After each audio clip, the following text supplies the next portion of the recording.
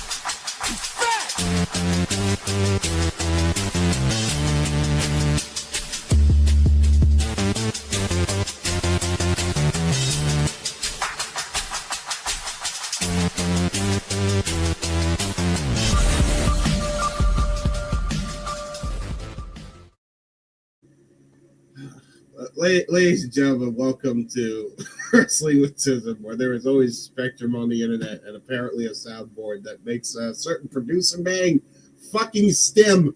I'm your host, the He-Man James Hebert, along with my co-hosts, the Fish and Dish Connection, Hannibal, Ryan. What's going on, gentlemen? You know, in the near year of us doing this presentation, you know, it's been a real pleasure doing this every week with my boy, the next soap dish, in the big Jay Hebrew himself. I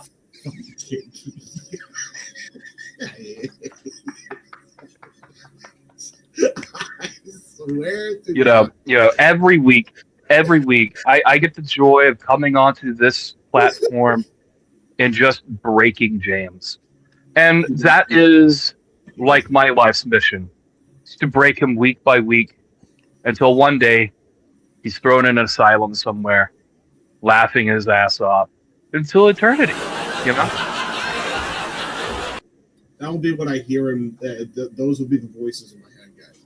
It's just that laugh track. Don't worry. Don't worry. We're just voices in your head. Yeah, true. Nowhere else. Now, do you come to me and understand, though? That's the real question. And do you? You do sound like you're coming through a tunnel. Do I sound like I'm coming through a tunnel? God, do you not think Ryan? He sounds like yeah. I know why that is. Thank you for me. Hi. How about now? Can you hear me now? I could hear you before. You just sounded a little bit wishy-washy. Now I don't. It was my webcam mic for some reason that was on instead of my streaming mic. Anyway, hi. So you know, for those who come in here early, you know, and enjoy our conversations, there's something I do want to shout out, which will be, you know, one of our early guests onto the show. You know, proud member of the team. He's part of one of our monthly podcasts, you know, The Queen's Road, which is now our most viewed video on our YouTube. You know, he's part of the team. He adds so much flavor to the show. Dev, wherever you are in the ether, you know, wherever producer man decides to bring you in at. Supposed to be here because he's not here. It's not going to be now. Yeah, is he not here now? Yeah, he just left. I don't know what happened. Dev, this is your moment. This is live television. How could you do this to us, Dev? Pal. Oh well. You know. Hey guys, my name's Dev. What's going on? Dev. You know, Dev, are you okay? You look a little ill. I was about to say. You lost your tan? I was about to say you look paler than usual. You know, I haven't been spending a lot of time outside. You know, well. You know, I've been down on NXT. You know, Joe Hendry really hasn't been that great. Like, just it feels like something's off. It's almost like you're not Dev. You know, wait, hold on. It's great. Hold on, wait.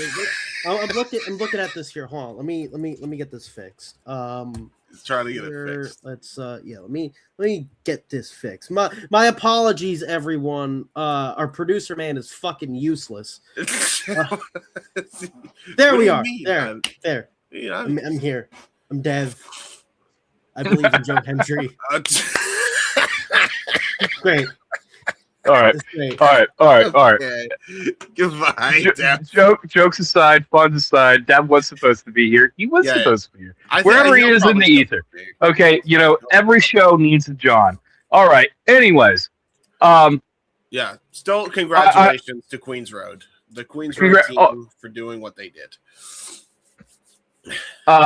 This weekend was the Royal Rumble, and for a preamble conversation, I just wanted to talk about some of the attires that we saw this weekend. Yeah. Lash Legend. I'm still new to her, so I'm not familiar with her aura. Okay. But it was a great introduction. If you haven't really. I don't usually time out for a fucking comment, but Kat, you wrong for this. You are so wrong for this. That is horrific to say. Okay. Holy Okay. shit. Maybe if it's horrific to say, James, don't highlight it. Well, But let's just move on. it is what it is. All I'm saying is, she had a great performance in the Women's Royal Rumble. I do believe 5 eliminations in the Women's Royal Rumble.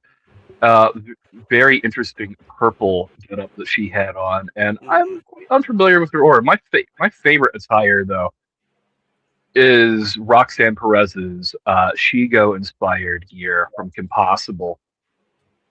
But Ivy Nile had what I interpreted to be a Fallout inspired gear, but for some reason WWE, when they do gear, have to make it so legally distinct that it loses all reference to what it's supposed to be. Yeah. Yeah, So. I agree. How'd you guys enjoy the Rumble? The event, or you just going match by match? Well, just general. Just general right now. It wasn't great. It wasn't Yeah. great. General was they had us in the first half, huh? And then it really went down a cliff. It was very weirdly booked. And what I mean is, unfortunately, because of the crowd, and I don't mean the lights making it look like there was no one there at all, but the crowd, for the most part, are not huge women's wrestling fans. So a lot of people didn't actually start pouring into the venue until an hour in of the show starting, because they didn't want to sit through the whole Women's Royal Rumble. And before anyone tells me, yes, I know people were there. I'm not saying people weren't there. I'm just saying it filled up a lot more after that first match. But I thought it was really weird booking in general. The fact they went from that to AJ's match, which ended up with him, spoiler alert, losing and apparently retiring, but then not retiring, and then definitely being told post-show he's definitely retired. To then seeing the closest person they had on that card to a hometown hero in Sami Zayn also being decimated by Drew McIntyre. So you had a heel win the Royal Rumble for the women, then a heel win and someone retiring who was a big fan favorite, and then another big heel winning against the hometown hero. It just felt really, really weird to me. I thought the booking was just so strange. And even the booking of the Rumble, I mean, look, I don't want to pull out singular performances and stuff, but I was watching the men's Royal Rumble with Graps, and I was about a minute ahead of him at the time when Bron Breakker came out, and I just started laughing. And he's like, "Oh, what's happening?" I was like, "Dude, I can't. I'm not going to spoil it for you, but you'll understand." Because I just couldn't believe that's what they did to Bron Breakker. Like, yeah, dude. So I mean, I'm not I'm not a big fan of Bron Breakker, right? I don't view him in the way that other people view him.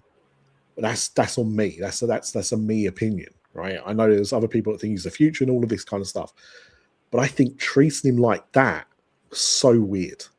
It just made him look like an idiot, really. And I don't think he deserved it. No, he did not. It was like the biggest travesty in this Rumble. Like, okay, you have so many people in this Rumble you could have given the Santino spot to. And I get the reason. I get there's a storyline that you're trying to book with Braun. But they should be booking this guy. I don't even know what it is. Like, this is the WWE problem. They like somebody, but they don't like him so much that they're going to push and push and push. They're just like, we'll push you a little bit. And they always go in half-cocked. They never go full in with this guy, and he should be the next Brock Lesnar of Heyman's faction. And then they do this to him. I don't get it, man. I really don't. Rare WrestleFish defends Triple H moment. Okay. The Royal Rumble was not meant to showcase Braun Breaker. He already has a pre-baked storyline that's likely going to take him to face either Seth Rollins or potentially whoever took him out, which is going to be revealed later. And I anticipate that is Omos. All right.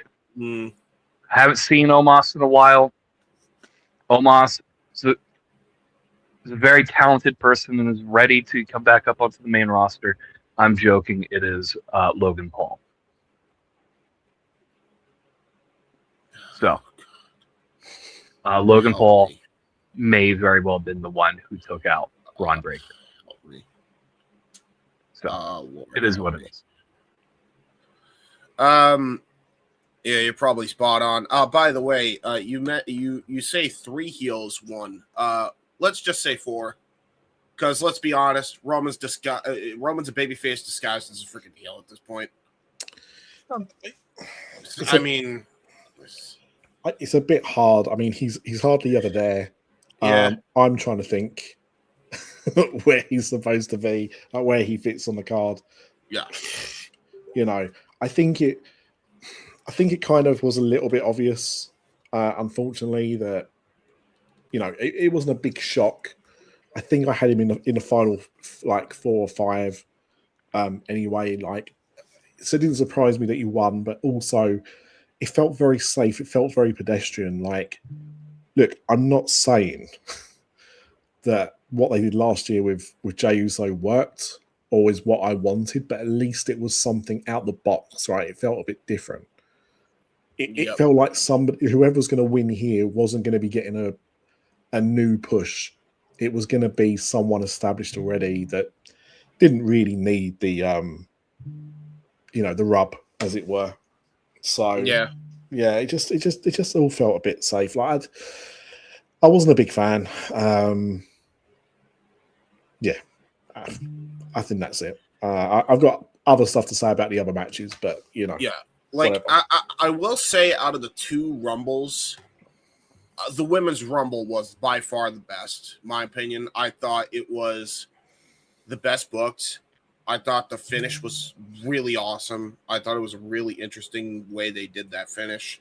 Instead of doing just your typical final 2, they did a final 3, and they did a really cool sequence of moves by the end. Brilliantly done. I know some people are kind of iffy on the second half or the first half of that women's Rumble. I didn't mind it as much. But then again, I'm also not tuning into the weekly product or even keeping up to date as much because they haven't really held my interest in a long time. So maybe that helped my viewing experience in a weird way a bit. But I thought that was the best Rumble out of the 2 that we saw that night. Like, I don't even think it was close. Like, by a country mile, it was better than the men's Rumble. Like that. I will say though, the El Grande and El Grande Spider-Man meme, that was funny. Sure. I told everybody that was going to happen. I was so happy you were right. I told everybody that was going to happen, and it did. Yeah. I prayed for that moment, and it happened. And it happened. It Um, happened, baby. But speaking of people of faith, speaking of people, we have to bring in our friend Dev. Dev, I'm so glad you got over your illness. Yeah, You look like you went outside and got charged up by the sun.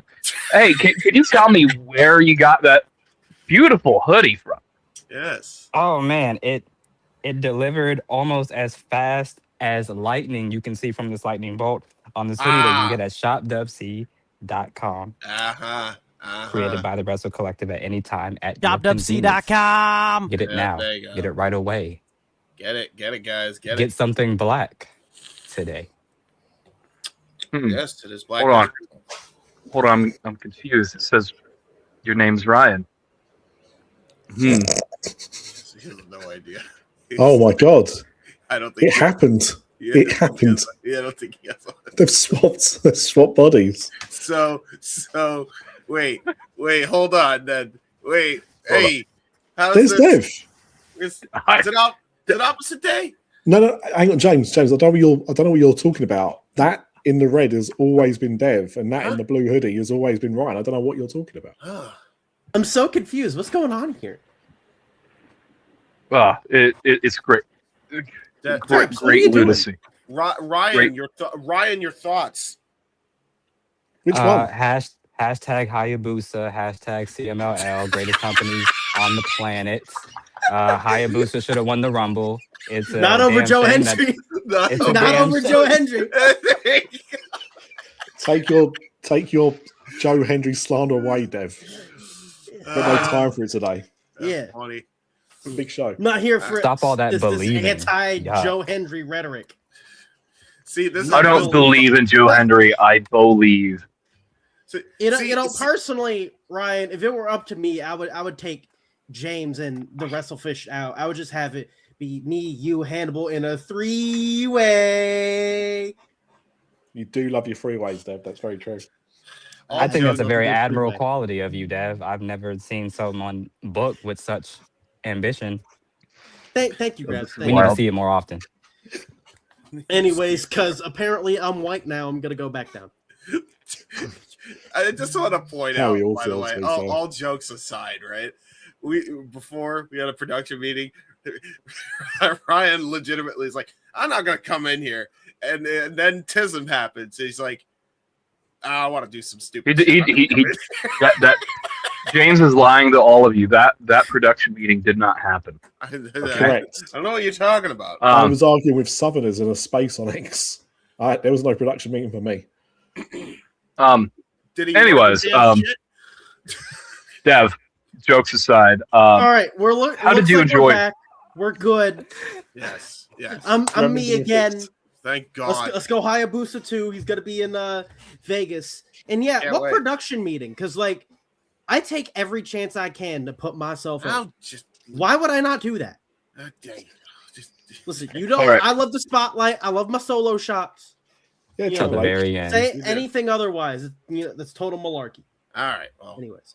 And now you got a solo. That wasn't even me. That was Hannibal. He's learning. Shopdubc.com. Shopdubc.com. Anyway, Dev. Hannibal's currently learning to produce. So so there's some things we're just gonna have. You're gonna have to learn how to go in the business for yourself. Exactly. Dev, what are your thoughts on the Women's Royal Rumble? I liked it. It was brilliant. Next one. Even though it was pretty sluggish, from start to finish, it was a really slow match. But I think there were positives that outweighed the negatives. Yeah. With the final sequence, once entrant 30 happened and we got down to the last 9, 10 contenders, then they picked up the pace. It became fluid. We saw a lot of creative sequences and eliminations. Lash Legend got to be super cool at the end until she got eliminated. She got over in Saudi Arabia, Yeah, Yeah, I She think exceeded expectations. I think the other problem as well is that as well as the show just being booked weird, the Rumbles are booked weird in that they didn't have 90-second rules or even 60 seconds. Sometimes it felt like 30 seconds. It just seemed to be a madhouse of just throwing people out like it was a speed run.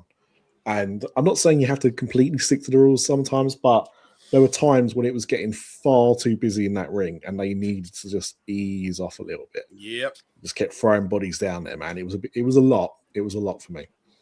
Yeah, it was a bit too much. It felt like it was too crammed at times in there. Like, especially in the men's one, it was wicked crammed at one point. All right. So I feel like we're just going to skip over AJ and Gunther for now and yes, there's a reason. move on to the other. But before we do, we have one more person right now currently waiting in the wings. Yes. Bring up a good friend of the show, our Canadian friend. Hello, Ash. Hi. Hello, good to see I love you. Canadians. We love Canadians. Yeah. How are you doing, our Canadian friend? I'm doing very well. I had a nice visit with my grandma. She came by the apartment. Aw, well, that's adorable.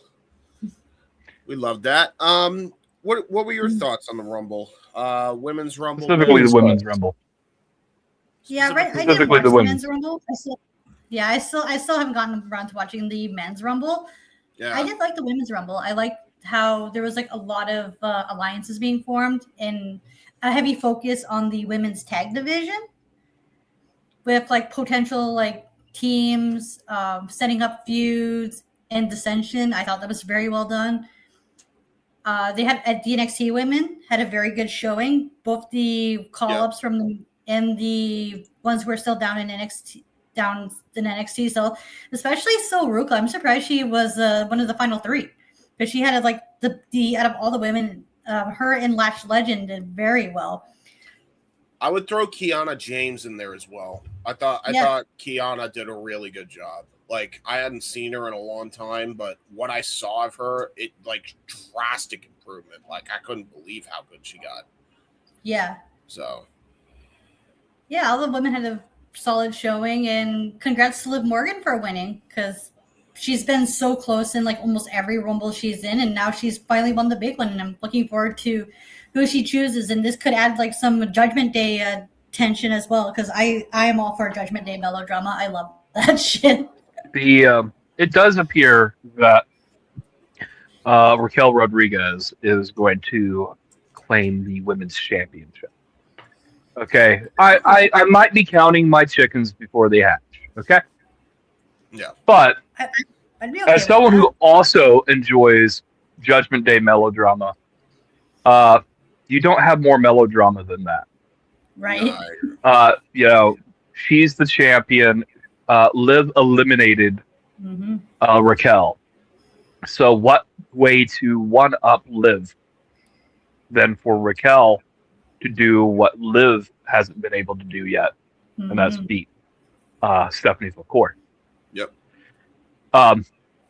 So with that, we did say we were going to skip over the AJ Styles match for now. Honestly, the Sami Zayn Drew McIntyre championship contest seemed rather dull for me. Boring. It dragged. Like, I understand the story that they're trying to do. They're trying to build Sami as a sympathetic babyface, and he is. He's a sympathetic babyface. And this is as close to a hometown that Sami, as presented, is going to have, despite the fact he's Canadian. Yeah. He did have the hometown win in Montreal in his actual hometown. But because of his heritage, it was, like a second homecoming for him. Yeah. Yeah. I know that people are already trying to set up and say that they're going to make Sami, and Sami's going to go on to WrestleMania next year, and he's going to win the big one next year. And that's cool and all, but I was also told that last year. It's always another year for Sami Zayn. And also as well, like the other thing with that attitude is that if there's one thing that we should have learned by now, it's not to. One of the biggest problems in wrestling, I think, doesn't matter what company you're watching, is armchair booking. It's what you want to see, and you kind of work yourself into a shoe and go in, well, I want this to happen. Like, it's very possible that might be the plan. They might be looking to do that. But if they are going to do that for Sammy next year, they've got a lot of work to do in the meantime to make it actually feel worthwhile, because he's very kind of, I feel this is pushing him back into the mid card and the lower mid card rather than the actual middle of the mid card or the top of the mid card. I think this is a strong delay for him. But James, what was you got? I just wanted to say too, I felt with this, like, as good as Sammy is, how over he is, I felt the way they built this match, there needed to be a lot more urgency. And I don't feel there was. I feel like it was way too slow paced and it never got into like a third gear. Like, they got into a second gear, like, but they never got into that third. This is like the most reasonable match I can compare this to for Sammy is the one that he had with Gunther at 40. There was a lot of urgency from him. You know, he was attacking him. He was trying to hit him with a bunch of strikes. You know, and Gunther was kind of the slow-paced ones, but he still worked within the confines of what Sammy could do. I feel like that was lacking in this match, like, considerably. Yeah, it just didn't feel particularly exciting. I think they're good opponents for each other. I just don't think this was a particularly strong showing. And yeah, I heard somebody the other day talking about, well, they felt that he lost strong, and you can lose while still looking strong, right? No, I don't feel that Sammy did. No, Sammy was decisively beaten. That's what I mean. He was smashed from pillar to post. He showed grit by not tapping out or not going down at the first claymore, but at the end of the day, he was beaten to a pulp and then counted for the 3. Like, I didn't see that. Normally, when I think of somebody looking strong in defeat, it's where they've lost via roll up, or they've lost in a fluke, or they've lost because somebody's interfered. We didn't have any of that. We just had somebody getting beaten and beaten and beaten and then pinned. That's it. So, I don't think. What is the ultimate example of someone losing strong is Stone Cold Steve Austin versus Bret Hart. Yep. Steve Austin, covered in his own blood, passes out, referee stoppage. Okay. That is a great example of losing strong. Getting pinned 1, 2, 3 is not losing strong.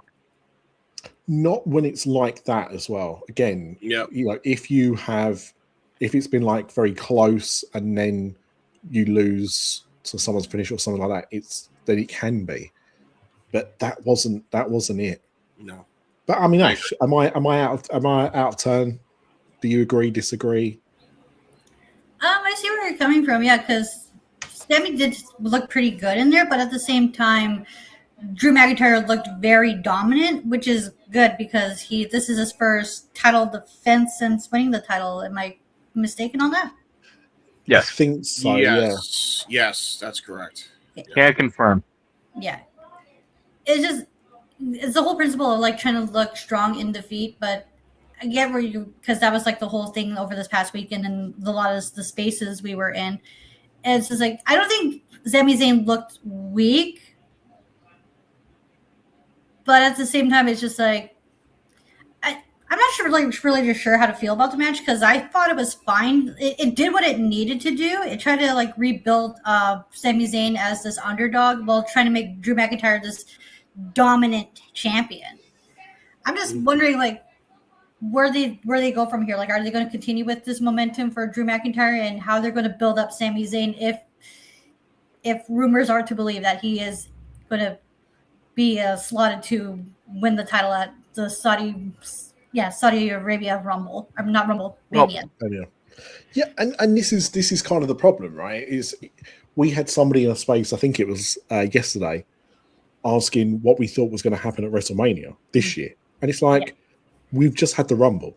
Yeah, it's too early. The only thing that we know is Liv Morgan will have a title shot. Yeah, and Roman Reigns will have a title shot. Right. Everything else, who they're going to fight, who's going to be champion by then, The other matches on the card, no one knows. Yeah, exactly. we got nothing. This is why we it's the still road have to TV to deal WrestleMania. with, right? Before we figure out what's going to happen at Mania. We've got another pay-per-view and we've got TV. So, Yeah. Lots of stuff to go. God, Grabs, don't bring that out, man. I saw that space. I didn't listen to it. I was just like, okay. Sorry. Oh, trust me. Oh, sorry. Wait, nuts. We understand. Dev, sorry. I meant to say I understood that reference. There you go. That's how you do it. That's how you do it. Dev, what did you think about this match? I don't think Sammy looked weak. I think Drew looked like a barbarian. I think Drew went and did exactly what he said he was going to do, whatever he has to. And it is his most notable win in his heel run, next to probably CM Punk. He was kind of like having to regain momentum after the Damian Priest vortex, and for it to be at Sammy's expense, everybody wins at Sammy's expense. And I also think this match kind of reflects what happened to Drew at Clash at the Castle, but the roles being reversed. He had to, even though minus like that shenanigan at Clash at the Castle, the feeling behind it, the crowd, the connection to the crowd, and the roles kind of parallel each other. So I think it's a good story arc for Drew. And Sammy, he'll be fine. What's next? Yeah, What's next? he'll be fine. Do we not like that everything is so open-ended? There's not any appeal to that? There's not any appeal. I mean, I think that's a bit harsh, Dave. I don't think anything's open-ended. I think it's very status quo, and I think we're moving in a direction that makes sense for WWE. Take, for instance, in the men's Rumble, okay? We've already telegraphed who's winning the Elimination Chamber. Yeah, it's Cody. And that's Cody Rhodes, because Drew McIntyre eliminated Cody Rhodes from the Royal Rumble. Roman Reigns must be going after CM Punk, who is the current world champion. Whether or not CM Punk holds the title into WrestleMania is a whole other argument. I just don't see where he could potentially lose the title either. Maybe he loses it at the Elimination Chamber. Maybe other things occur. It is what it is. But Roman is challenging for the world title.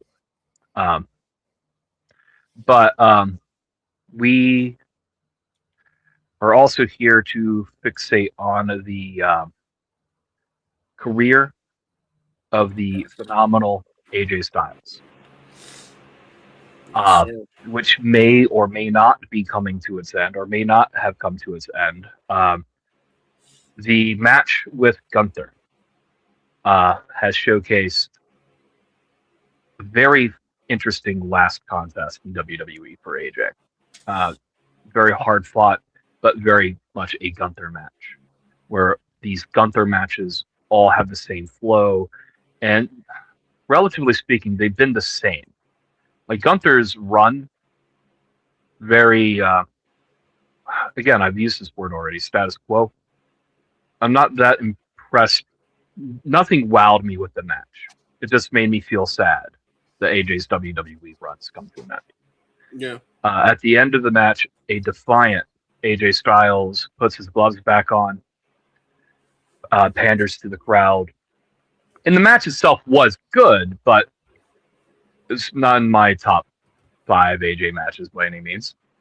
No. WWE. It's in my top 5 AJ Styles matches this year. Yeah. Yeah, it was really good.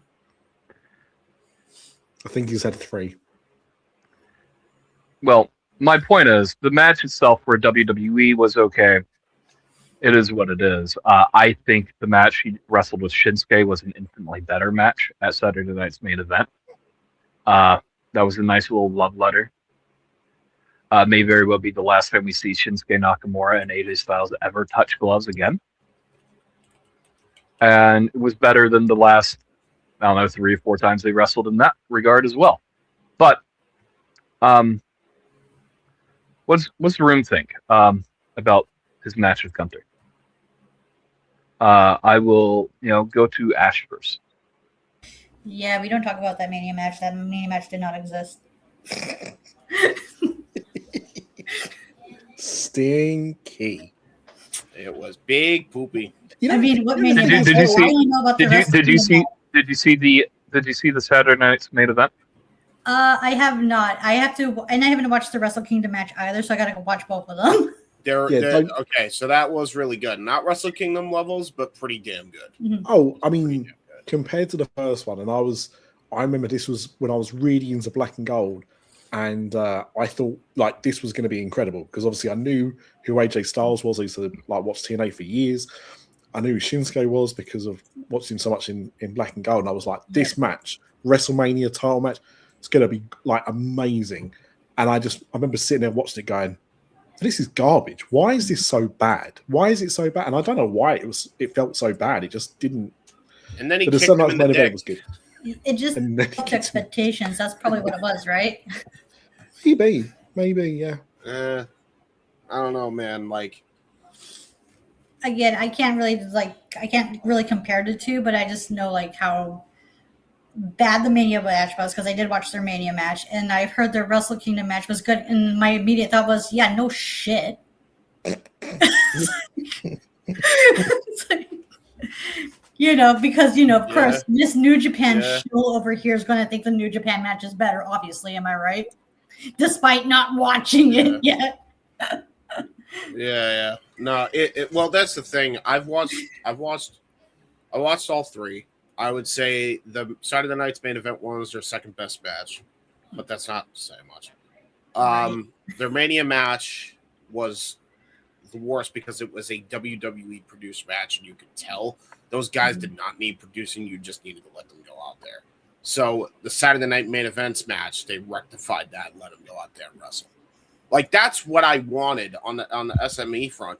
I wanted that for the Mania match when it first happened. I think everybody did.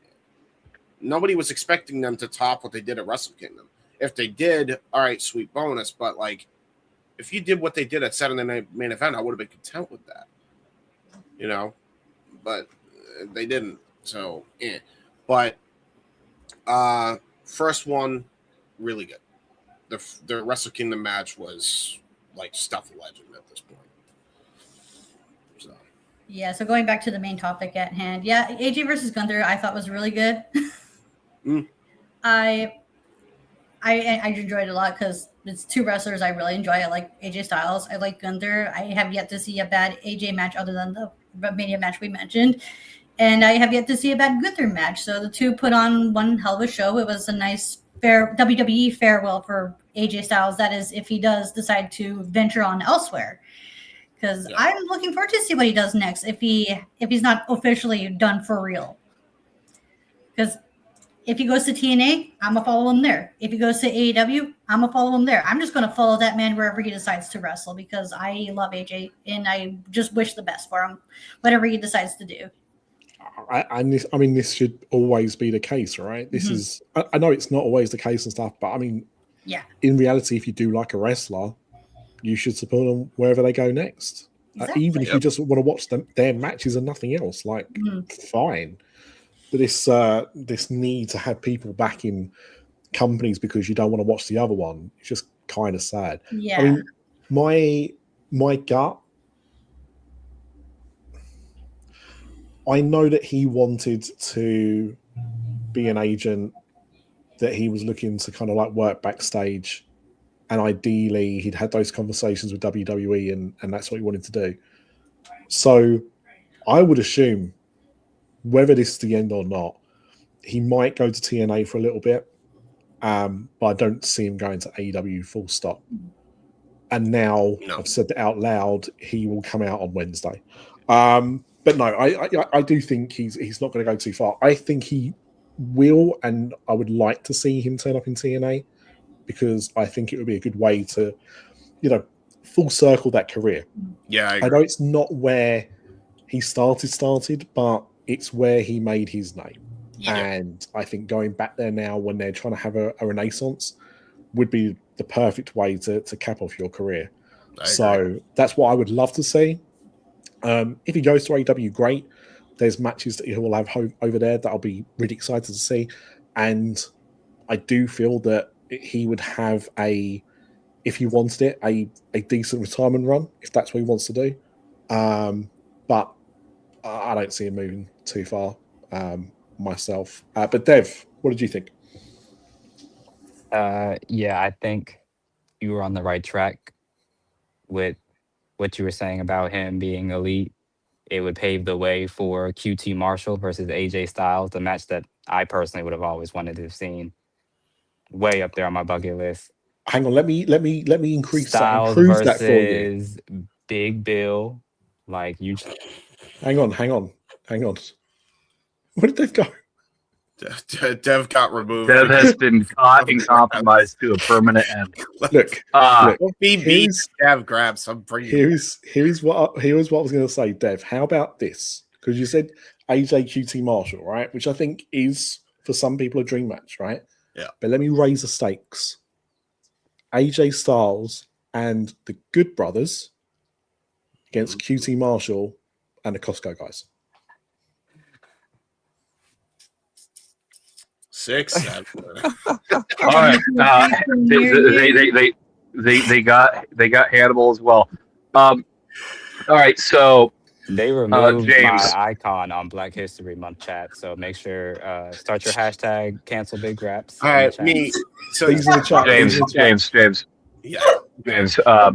So you have watched AJ Styles wrestle for a long time. We've all watched AJ Styles wrestle for a long time. Ideally, right? Yeah.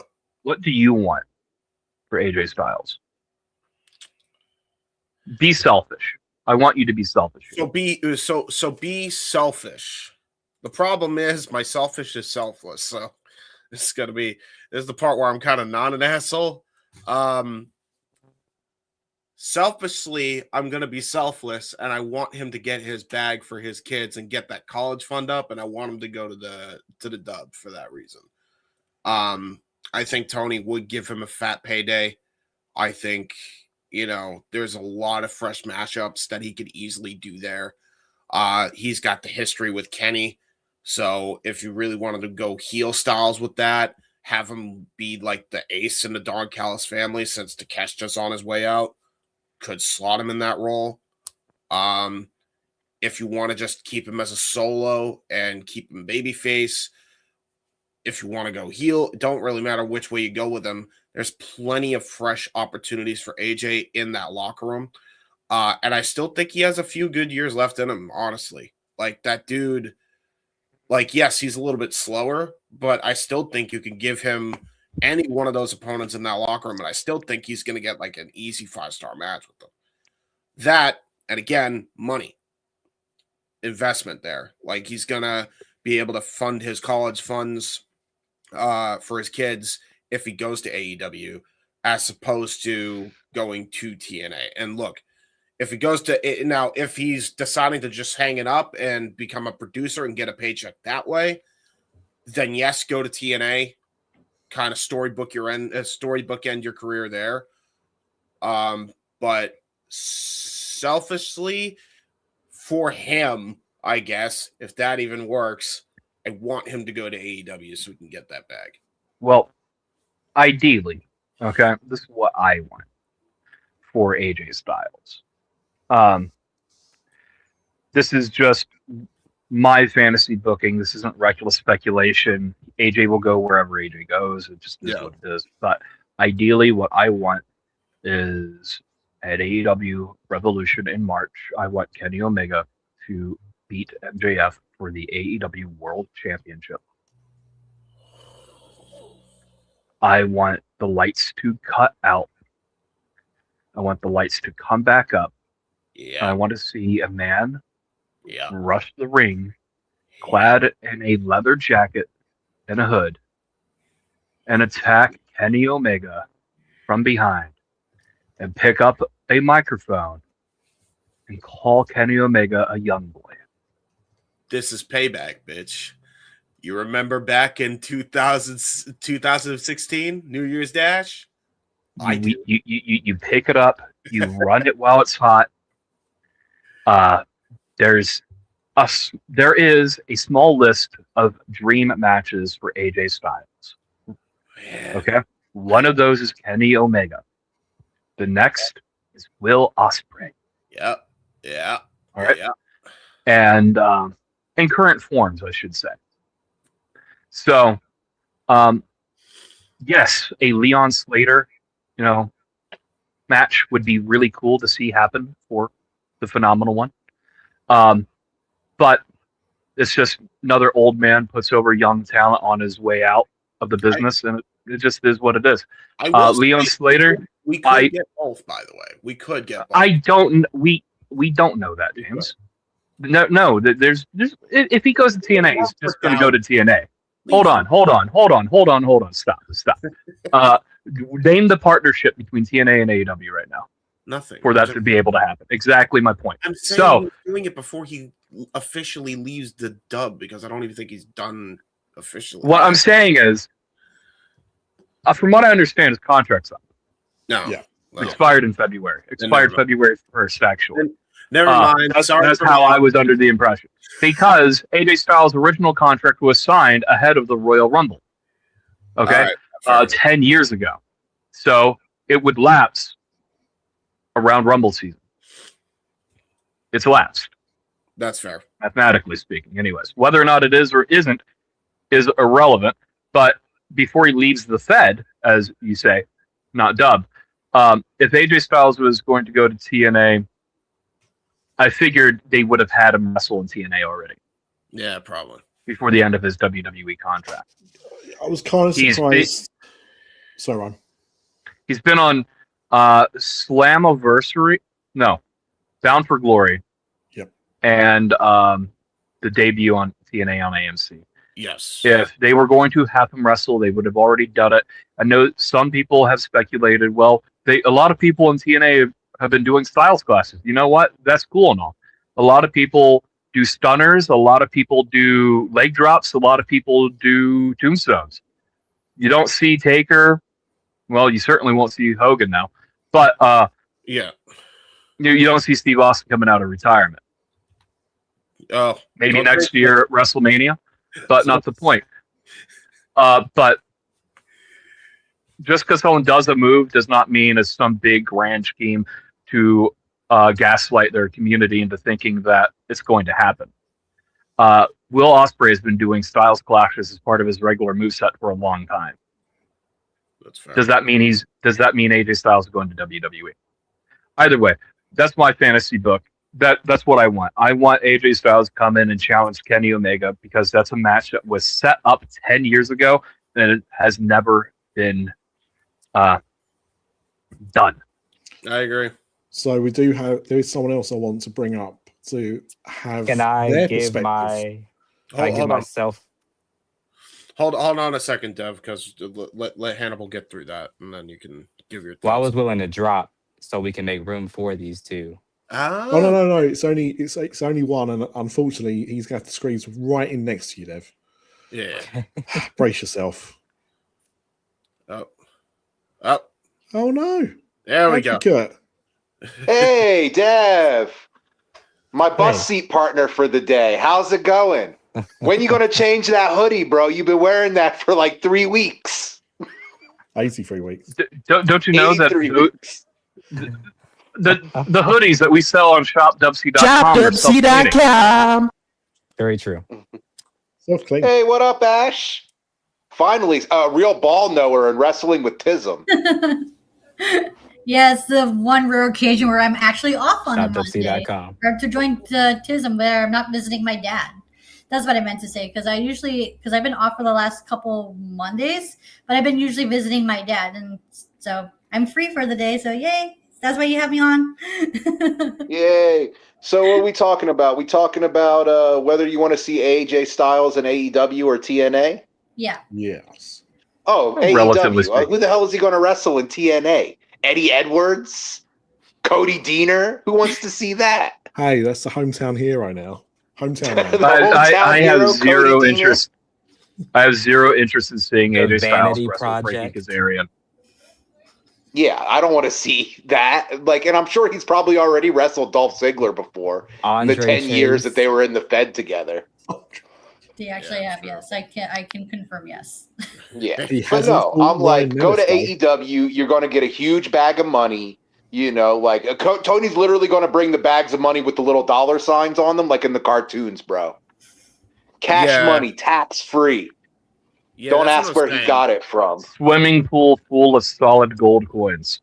Dude, You guys want to like see Scrooge AJ Styles McDuck, versus bro. Yoda I'm Suji telling at you. Forbidden Door? Yoda Suji versus AJ Styles is criminal. Bro, tell that producer man to shut the fuck up, bro. Like, who the fuck you think he is coming in here talking about Yoda Suji? On Black History Month. Black History Month. Month. Oh, no, look at what Ash has. Oh, no. Oh, no, Yoda Suji. I can't believe you sleep next to that thing, Ash. That thing's so scary. Look at that smile. Yeah, that's like a serial killer. I would rather have the Annabelle doll in my house. Dude, facts. Funny, my cousin actually has one because she collects creepy dolls. What? Oh, you should give her one of those for Christmas. Then. I was about to say, yeah. Get her to complete the set. Yeah. But no, when it comes to AJ Styles, to me, if he is not retiring, AEW is the only choice to me, because it's like if he wants to do New Japan stuff, he can do that. He can go wrestle Mystico and CMLL if he wants, whatever, you know. And I don't think we're going to get a ton of matches if he does go to AEW, probably like maybe a dozen or less. And then he's going to hang it up for good. So if you're only going to get a handful of matches, you need to really make them count. And like the people you don't want to see him wrestling are all in TNA. So sorry, TNA. Yeah. It's what they do. It's what they do. All right, bro. Like I'm kind of with Advocate, man. Get that bag, get that little career renaissance. I think he'll yeah. Not only will you get a bag, you'll also get a career renaissance, because they're going to put you in there against like the best talent like working today. Yeah. You know, like they're going to put you in there against Ospreay. They might put you in there against like a Swerve or a Hangman. You know what I mean? They're going to put you in there with people, one, who are going to try their best to like elevate you and make you look strong, just like they've done for guys like Sting and Copeland and Christian, you know, like veterans. Like they do a really good job of making the veterans, you know, sometimes to their detriment, admittedly, but they do a lot to like make like these veterans feel like absolute monsters and world beaters. Yep. 100%. And I'm like, yeah, that's the place you want to be. So let me just kind of like throw something out there, right? Because I don't know about you, but when somebody normally loses a retirement match, you tend to see them like leave their gear in the ring, whether that's elbow pads or boots or like ring jacket, whatever, right? That's what normally happens. Yeah. With AJ Styles, he went to take off his gloves and then didn't put them back on. Yeah. And then did the Wolfpack, the Body Club, at the corners. And I thought this was interesting because on the post show that they had, I didn't watch the post show, but I saw clips from the post show, and both Papa Paul and that idiot from New York, Pete Rosenberg.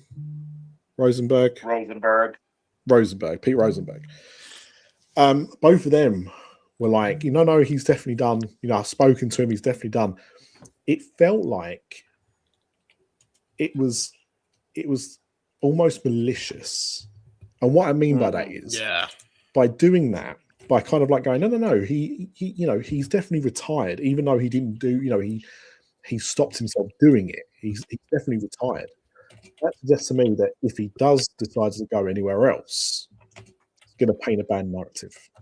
I just wondered if anyone else, am I over analyzing it? Because I could. No, I don't think you are at all. I think that is very much, because I saw that clip as well, and it does feel like they're trying to do the same sort of thing they did with Cope, when he went to AEW. You know, like they framed it like, oh, he's done, and then they're sort of training the fan base to act like when he does go, it'll be a big betrayal.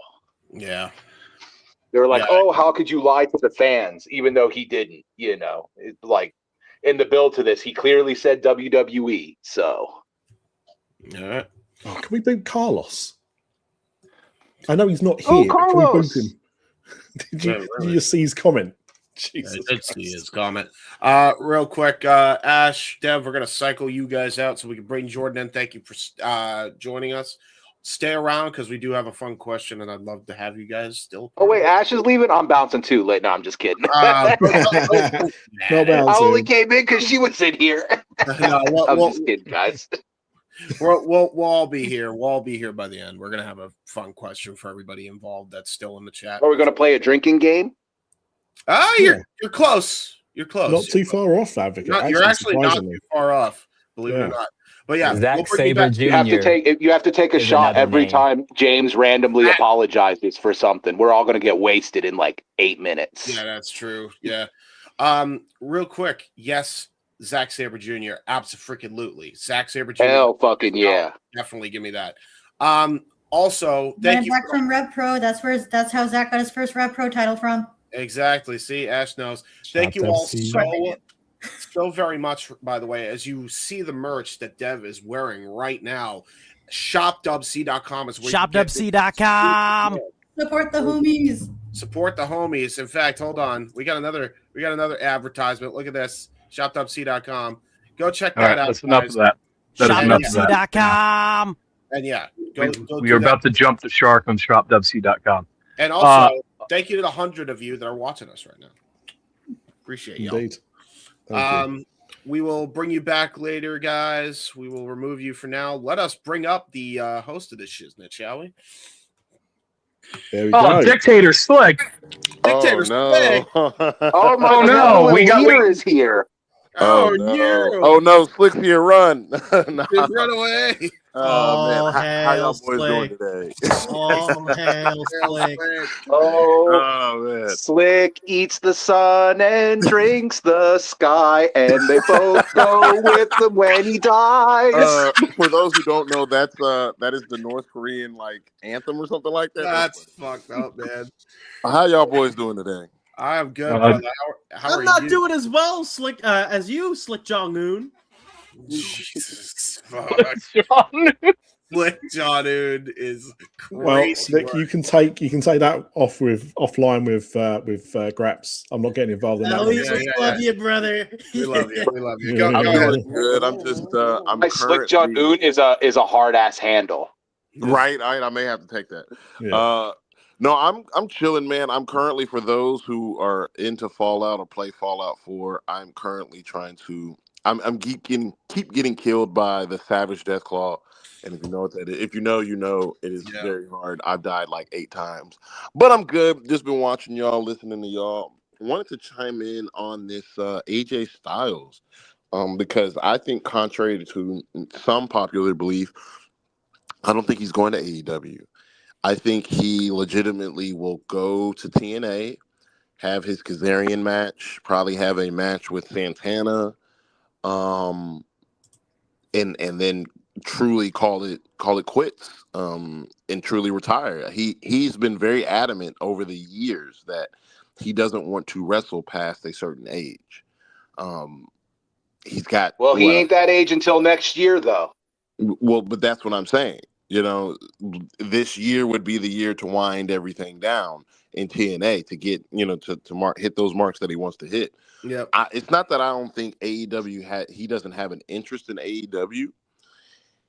You have to remember he's been with WWE for 10 plus years now, longer than he was with TNA. And he was extremely loyal to TNA. I believe the man, Alan Jones, I believe is a loyal individual. And I think he's loyal to those who are loyal to him. And for all intents and purposes, WWE and TNA have been good to him. I don't see him leaving to go to like I said, it'll be TNA or some sort of possible backstage role I personally would love to see him on, do the podcast circuit. I think that guy's got tons of stories to tell. Yeah, that I would personally love to hear. But no, I don't. As much as I would love to see Kenny, AJ, Kyle Fletcher, AJ, Will Ospreay, AJ, Swerve, AJ. As much as I would love to see those matchups, given the nature of the man the little bit that we know of him, I don't see him jumping to go to AEW.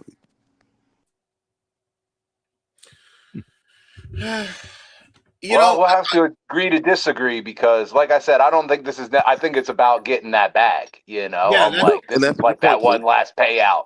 Yeah. TNA can't afford to pay him nothing. At the end of the day.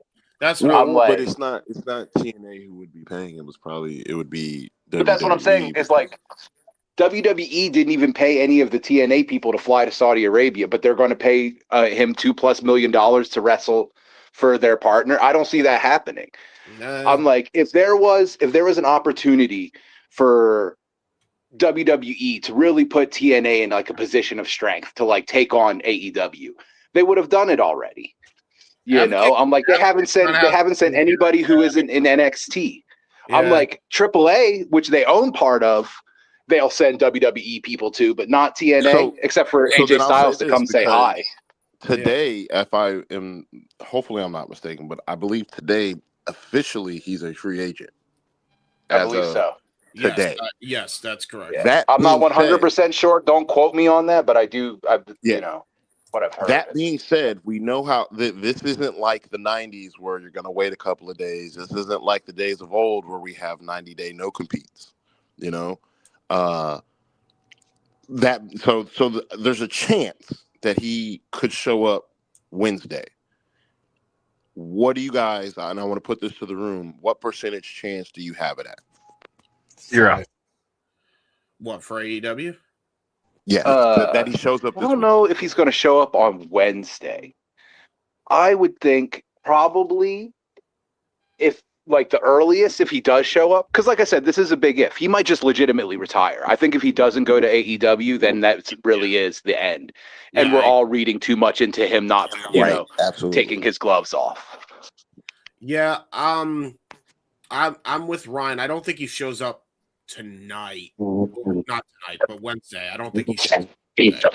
Grand Slam would make more sense because it's going to be like a big crowd. It'll probably be like 8,000 people there. That I could see. I think Revolution. I laid down my fantasy booking earlier. I think it's going to be Revolution. Yeah. It's just that it's fantasy booking. Don't read too much into it. But it's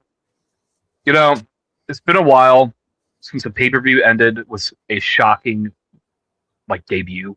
Yep. Of somebody. And I guess Tony early on, or not really early on, Tony beat that to death for a while.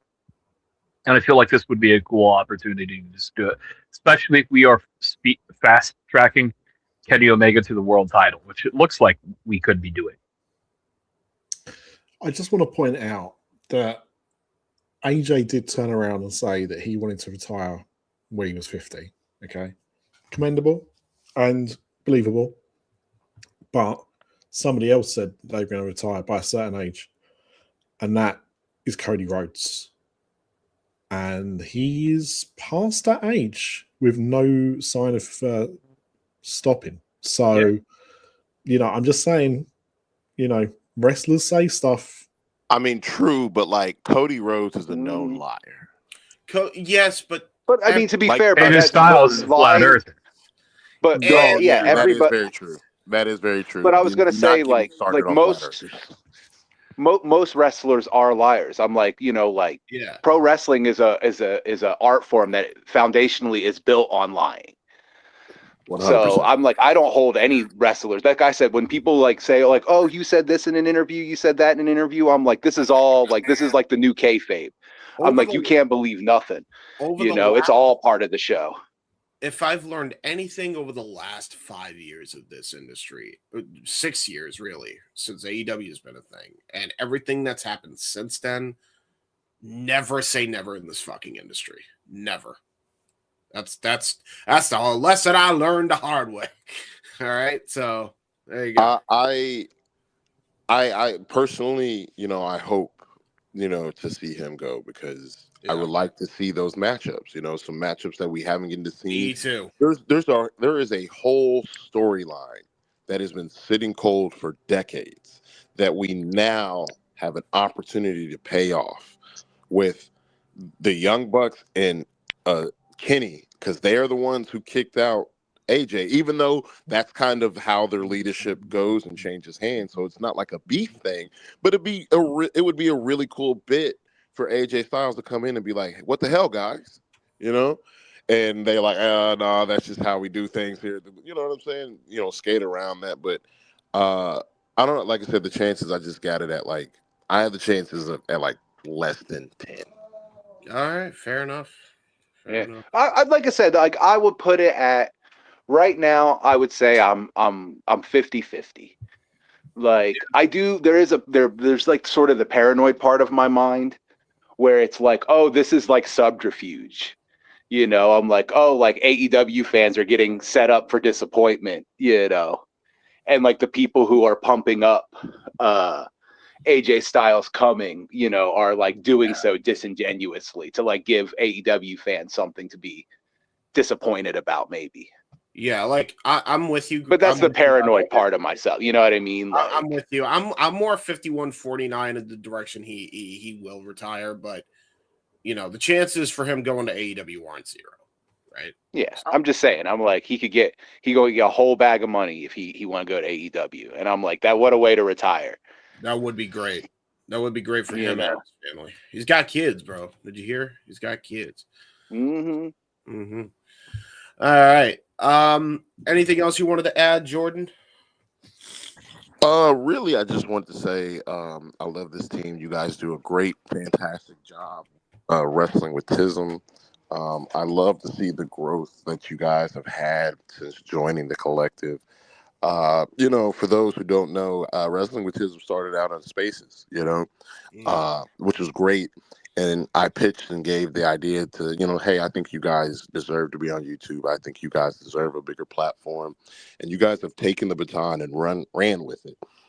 You are one of the flagships of the collective, and I am incredibly happy to be working with you guys. And speaking of the collective, I want to give a very special public thank you and shout out to everybody who tuned into Queens Road last night. That was a very, very great episode. Incredibly proud of that team. Very happy about the episode. They talked, their black female wrestlers, Mount Rushmore, as well as covering the Women's Rumble. A lot of things that they covered. So if you love women's wrestling, please check out the Queens Road Collection 4. And of course, subscribe, hit that notification bell. As you guys know, the Collective Signature Show weekly will be on Thursday. So very excited about that as well. But have a great rest of the show, you guys. Kill it. All right. Thank you very much. It is good, appreciated. brother. And just to confirm how much we have grown, I can't speak for the other two guys. I am now 3 inches taller than I was before I joined the collective.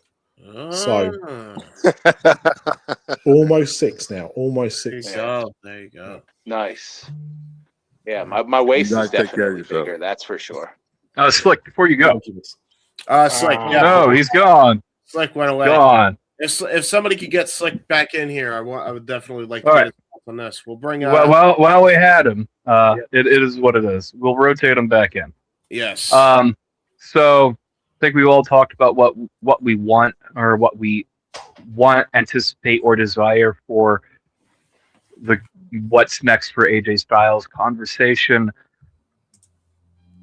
This is the fun question for the episode as we start to wrap things up, because this could take 5 minutes, it could take 20, depending on how many ball knowers we know in this group.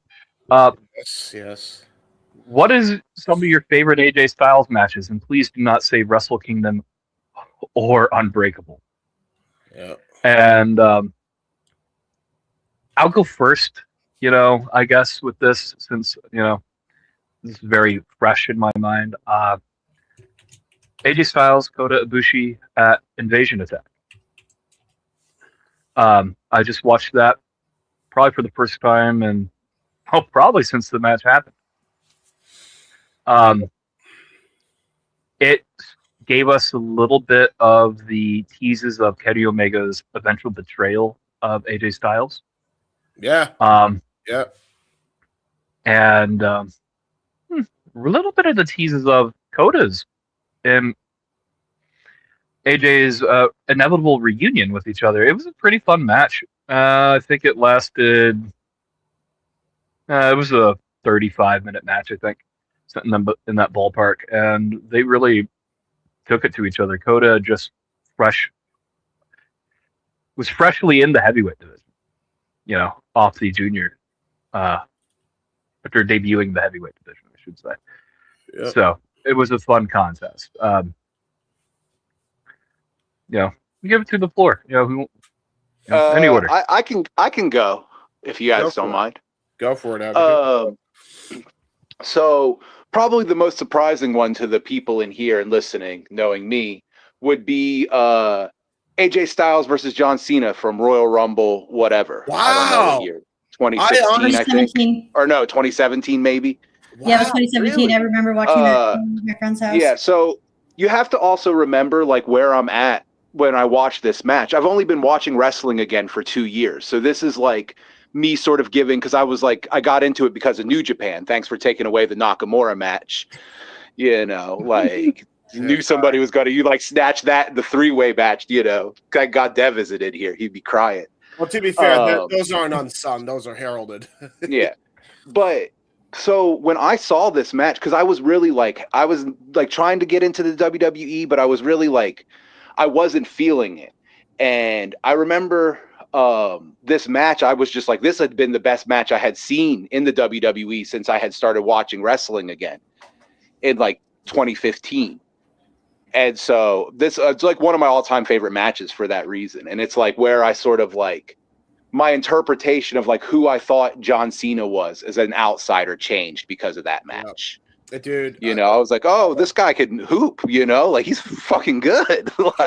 Complete unrelated note, but somewhat related to your point. Mauro Ranallo added so much to that match. God, I love that man on commentary. And then one other match I want to shout out, which is funny because I just watched it today. I had seen a clip on Twitter. It was AJ Styles versus Bryan Danielson in ROH. Yeah. And the clip that I thought was so fascinating. It was Bryan Danielson trying to defend from the Styles clash, and he's holding on to the ropes and AJ is throwing his head, and it was really cool.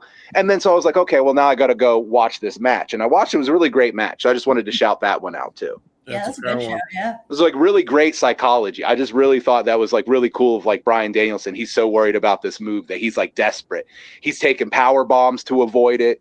And every time AJ tries to get his leg over his arms, Danielson is scrambling away. It's just really high level stuff. I thought it was brilliant. Yeah, fair enough. Who wants to go next? I'll go next just because I can't think of a particular one, but I can remember the first time I saw AJ Styles, and it was early days of TNA, and it was an X Division match. And if I remember correctly, it was a 3-way with him, Jerry Lynn, and Amazing Red. Yeah, I think that was a 3. It's a really good one. Yeah, it may have, no, it wasn't. There wasn't. It was before they had pay-per-view, so it was on their pay-per-view show weekly. Yeah. Before they had an actual pay-per-view. The $9.99 a month show, I think. Whatever it was, yeah. But it was. I was watching WCW a bit when AJ was there, but I didn't really remember him there. So basically, when I saw him in TNA, that was the first time, as far as I was concerned, I'd ever seen him. And I'd seen Jerry Lynn, but I'd not really seen him do the stuff that he was doing in TNA, because in WWE, WWF at the time, he was very watered down. Yeah. So you know, again, the whole thing was a revelation. Amazing Red I'd never seen or heard of before, and he was just doing crazy stuff. Jerry Lynn was just doing all this stuff that I was like, damn, how did I know? You know, I never knew you could do this stuff. And then AJ was just like a breath of fresh air. Like everything, especially in those early days, everything looked so crisp. It's the only way I can describe it. Like everything looked immaculate. The drop kicks, the spiral tap, everything just looked like it was done perfectly. It was so weird. Like it's the only way I can kind of describe it. But from that point on, seeing that and knowing there was a whole division around it got me right into TNA. At that point, I was like, I wasn't getting what I wanted from WWF. This was giving me something I didn't know I needed or wanted. But yeah, he turned me into a TNA fan, and he was by far my favorite thing on TNA for most of the 12 or so years that I kind of was quite religiously watching it. Hear it. That's a good one. I'm going to go with the Daniels matches. You can pick any one of these. I thought that feud, minus the Claire Lynch angle. Oh God, the Claire Lynch angle. About that. Oh, we don't talk about that. But the matches between them, some of the best in TNA history. I don't think that those matches get nearly talked about enough.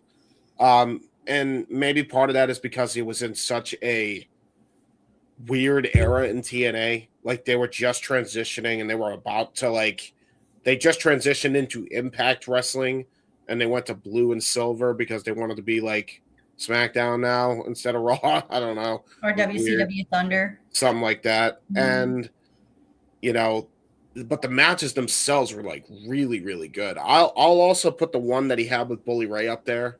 I don't think that gets talked enough about. You know, Bully, you know, had a career renaissance during that time.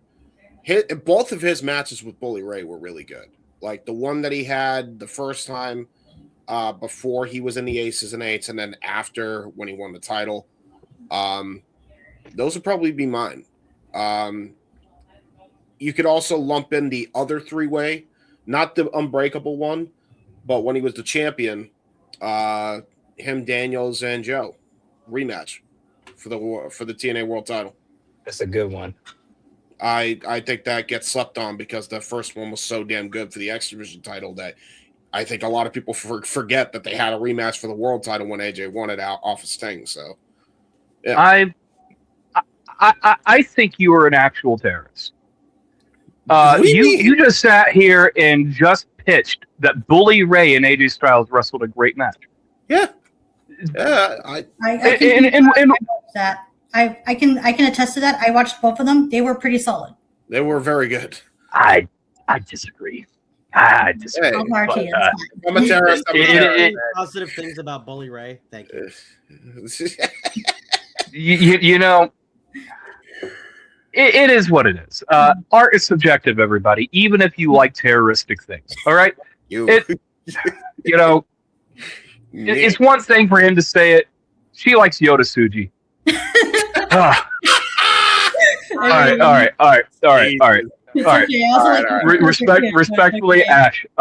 Yes. What are some of your AJ Styles matches that you? My memory is so trash because usually when I watch a match, it's usually just one and done, and it's like I hate to be this person, but the ones that stand out to me the most, because I'm trying to draw a blank, because I haven't watched TNA in so long, I'm trying to figure out like what AJ matches of TNA that I enjoy, because I did watch TNA.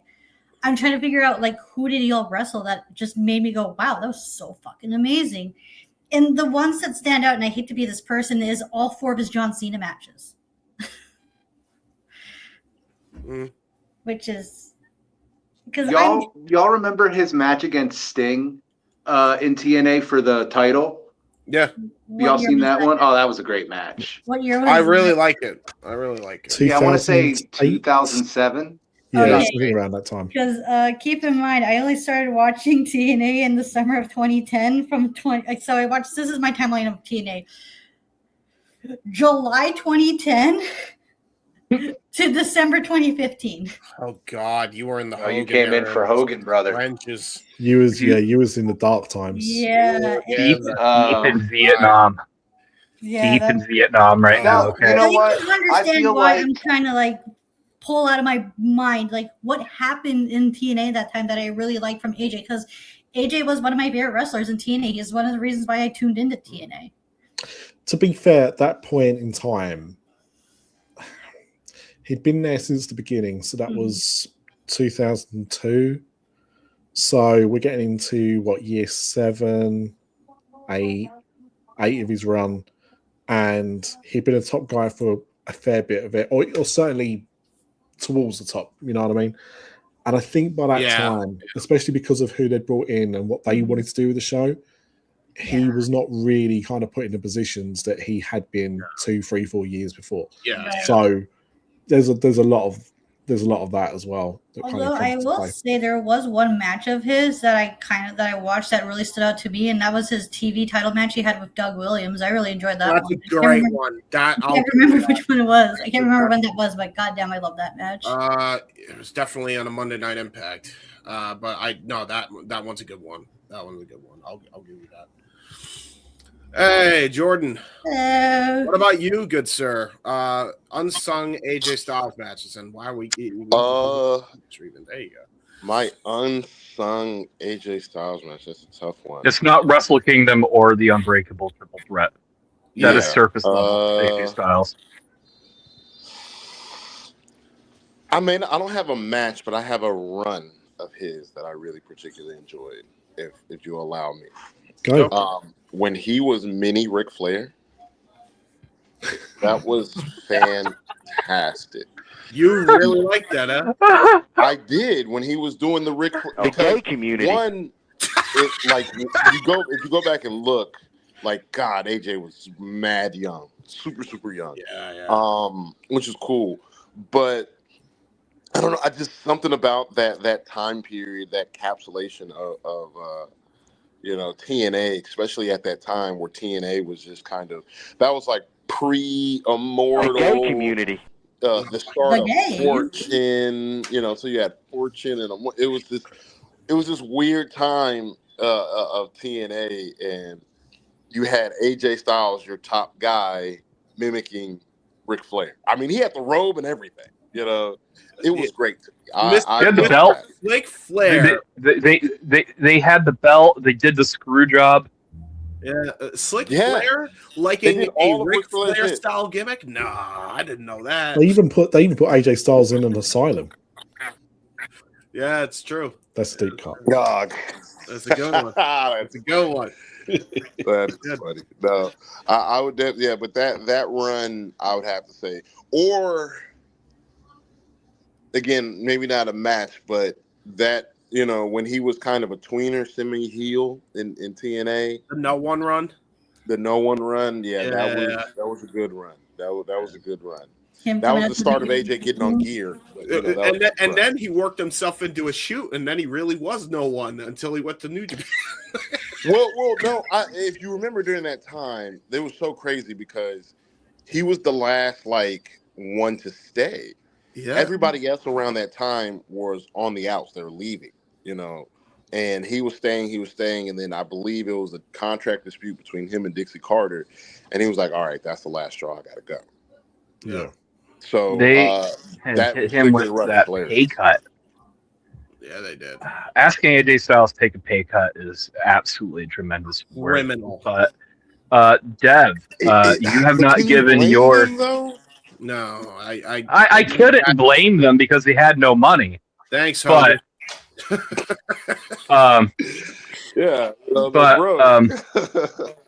Dev, you haven't given your AJ match yet.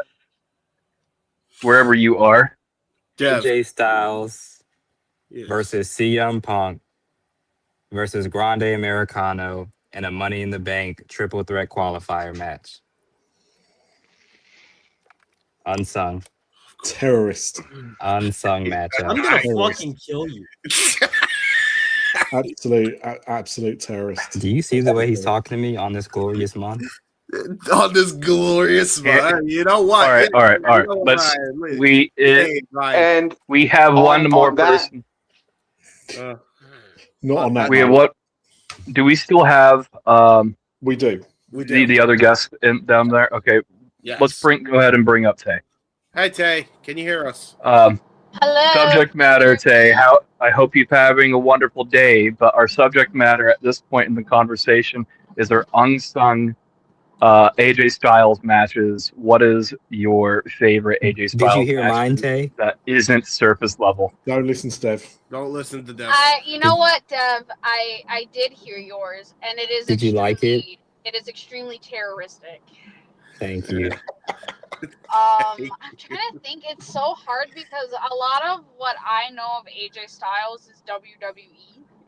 So,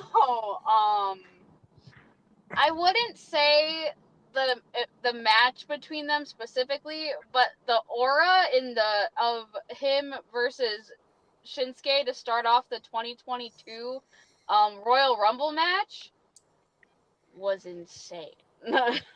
I was in the building for that. Yeah, fair.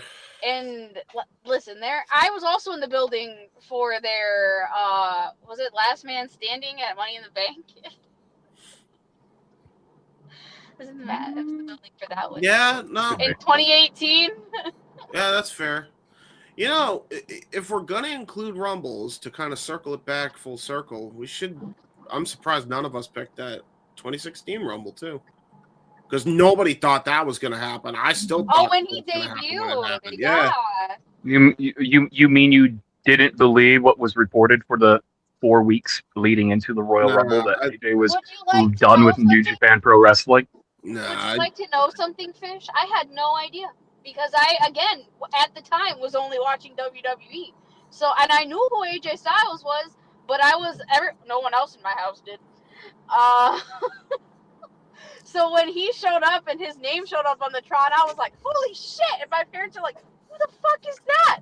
And then he slowly became, and not even slowly, he very quickly became like one of my entire family's favorite wrestlers ever. See, the problem is that I'm hearing too many people only seem to know AJ Styles with long hair, and I feel sorry for everyone that only knows him with his hair, brother. Soccer mom haircut. It's not right. We are going to be wrapping up though, but before we do, as we used to do on Collective Spaces, we wanted to end tonight's show with a fun question. Yes. James, you want to tell everybody what the fun question We're gonna lightning round this for everybody here, okay? I want to know what your favorite soda is. I'm gonna go first because apparently mine's terroristic, according to some people in this freaking room. Everyone. It is not terroristic, just stereotypical. Oh, stereotypical, something like that. Yeah, Mountain Dew Code Red. Is that not the most James drink you've ever heard of, people? Come on. Brother, I like regular Mountain Dew. I just can't drink it no more because they done something to the dye. It's fucking... I feel bad because y'all can't see my face, but James, that is also my favorite. Yay! I'm not the only one. James is not alone no more. Do you guys ever think you talk about Mountain Dew too much? No. I feel like Mountain Dew gets brought up. You should get a sponsorship. I feel like it gets brought up once a show. We talk about Mountain Dew too much for us to not be sponsored by them in some way. True. Ash, you were saying, go ahead. I said do the do. Do the do. I like the slogan. I don't like the drink, but I love that slogan. I love saying it. Y'all need to get on that Robinsons that Hannibal sent me. Squash, baby, squash. Yeah, squash. That's how we do it now. We squash drinkers. So Ash, speaking of your favorite soda, go. Does iced tea count as one? Does it come or is that a juice? No, that is a tea, not a soda. Yeah, okay, then root beer. Root beer. There you go. Okay, we got root beer. Dev. Well, Dev's Dev just left. Dev does not want to give this. To be fair, I'm pretty sure Dev's. Oh, here comes Bet. Here comes Dev. Up. Here's Dev. Up. There goes Dev. Here comes Ben. All right, go, Dev. Root beer. Okay. Yay! Another root beer, man. Another root beer. Root beer lovers. All right. Advocate. Oh, I think we've talked about this before. Diet Coke. It's not that exciting. Yeah, you and my dad would be great friends. Yeah, I am a Diet Coke fiend. I drink way too much of it. Yeah. I do have another one that's not Code Red. All right, EJ. Go ahead, Tay. So mine would probably have to be, like the Crush sodas. Okay, which one? Yeah. The grape one. Somebody likes grape soda here? I do. If I drink a lot of alcohol, I'm an alcoholic. But if I drink a lot of Fanta, am I fantastic? Hannibal, what's your favorite? So, my favorite is probably Cherry Pepsi Max. It's the one that I drink the most. I drink far too much of it over the years, which is very similar to your guys' Wild Cherry Pepsi. It's very similar to that. Mm-hmm. But I also really liked, although very hard to get for me, but I did a coconut Dr. Pepper about a year or so ago. I'm sorry, and what? That was coconut Dr. Pepper. That's not a bad what. That's a good what. Yeah, loved that shit, but it was very hard to get discontinued. To the surprise of absolutely no one, the WrestleFish's favorite soda is a very citrus flavored drink. It's water because green. you breathe it. This green. Is true. You are the WrestleFish. You like water. It is a green drink. It was very popular in its time, and it's not Mountain Dew. It was Volt. Okay, Coca-Cola somehow beat Mountain Dew, beat Pepsi. They produced a citrus flavored drink. It was their main competitor to Mountain Dew, and it was discontinued in 2012, I think. It was an they marketed it as an energy soda, and this is what it is. Can't find it anymore. It's in a distant memory. They say that Mellow Yellow and Surge are comparable. It's not. It's not. It's not. They lie. They lie to you. I do like Mellow Yellow, but it's not Mountain Dew. It's not Mountain Dew. So join us for it's not Volt either, James. No, it's not Volt. Join us with Wrestling With Tism next week when we will be revealing what our favorite color of monster is. Oh my God. That's a fair point. So, James, I think we'll wrap it up. Yes. But before Wrestling With Tism next week, what's going on this week, boys? Exactly. It's time to plug. James, thank you, everybody. Yes, I will start off first. First of all, thank you, everybody, for our lovely guest, for joining us. Go and follow them on every assortment of channels. I'm sure we'll plug them at some other point. But yes, thank you for joining us, guys. As far as us goes, you can check us out on youtube.com at the WrestleCollective right here on YouTube, WC Worldwide as well. I'll let the boys actually take over on the plugs on the actual shows that are going on. On my stuff, the SRS front, which if you're watching on the SRS Studios account on X, go subscribe as well to the WrestleCollective. We are going to be doing a whole bunch of Jersey J-Cup stuff going on. So we're going to be doing watch-alongs for that, and I believe we're going to be doing Battle Ride as well. So be on the lookout for that. Those are the watch-alongs, I think, for this week. As well as stay tuned for Hot Dog and a Handshake. Big thing.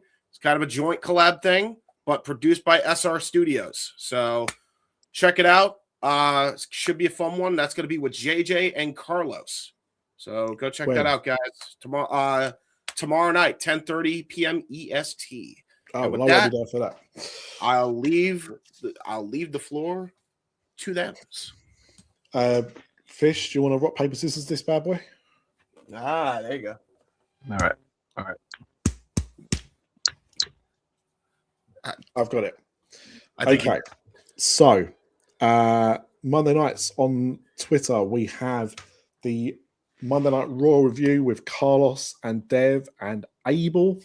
That will be happening 15 minutes after Raw goes off the air. Yes. On Wednesday, you can join myself and the WrestleFish himself, the Fish and Dish Connection, as we do Light the Fuse over on Twitter at 5:30 p.m. Eastern or 10:30 p.m. if you are in the GMT area. There is also another space, Wednesday Night Chaos, with Carlos and Abel and Dev, which is your post-Dynamite review show. So we're the pre-Dynamite review show, preview show. They're the post-Dynamite review show. And that'll be 50 minutes after Dynamite goes off the air. And then that is it for spaces. We do random spaces. So if you follow the collective account, if you follow Advocate or myself or Dev or the Fish or Brian or any of the other members of the Wrestling Collective, you'll always see spaces when we do them, but they could be just popping up at random. And we just had the Queen's Road podcast yesterday. Yes. That is still available for replay purposes, but the Wrestle Collective podcast is what we do on a Thursday, new start time, 6 p.m. Eastern. Come and join us there. We had a really fun show last week with some games and shenanigans. It was a good time had by all. Check the replay. And back to a regular episode this week, as my cat has joined me for the closing statement. So, well, we absolutely gotta show the cat here on Wrestling with Tism. I mean, it's gotta happen. Just got a towel in my face. It's just all over the place. You know, some people accuse you never being able to get tail in your face. Exactly. That's true. People say I can't get pussy, and I've got her right here. Hey, Wednesday. So yeah, that is it for this episode, right? I think that's everything. Yeah, that's everything. Cool. All right, guys. Thank you all so very much for watching. Probably, I think, our best flowing, at least, Wrestling with Tism this time. No mistakes, except for me clicking on Dev too many times when producer man. I'll call myself on that and publicly. That's my bad. But thank you all so much. God damn it, James. I do deserve that. God damn it. Coming soon to shopwc.com. Yeah, god damn it, James. Sure, probably. But yeah, thank you all so very much for watching. This has been Wrestling with Tism. And next time you see us, there will always be a little bit of spectrum on the internet. Take care, everybody. Ladies and gents, thanks for stopping by. And until next time, this is the WrestleCollective.